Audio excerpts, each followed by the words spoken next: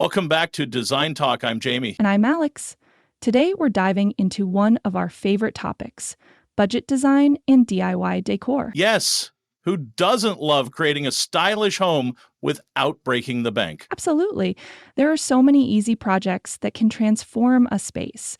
What do you think is the best starting point? I'd say start with paint. A fresh coat can completely change the vibe of a room. Totally. And it's one of the most cost-feasible ways to make a big impact. Do you have a favorite paint project? I recently painted an accent wall in my living room. It added so much character. Nice. Accent walls are great for creating a focal point. What color did you choose? I went with a deep teal. It really pops against my neutral furniture.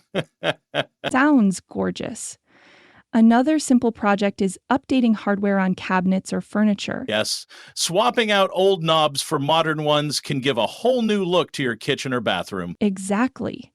And you can find some unique options at thrift stores or online marketplaces. Speaking of thrifting, let's talk about upcycling furniture. Have you done any of that? I have. I found an old dresser and gave it a fresh coat of paint and new handles. It looks brand new. What a great way to save money and reduce waste. And it's super rewarding, too. For sure. And don't forget about DIY art. It's a fun way to personalize your space. Right? You can create simple canvas art or even framed fabric swatches for a unique gallery wall. Love that idea.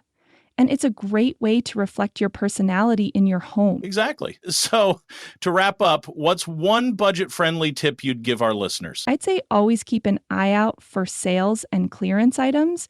You can score amazing deals.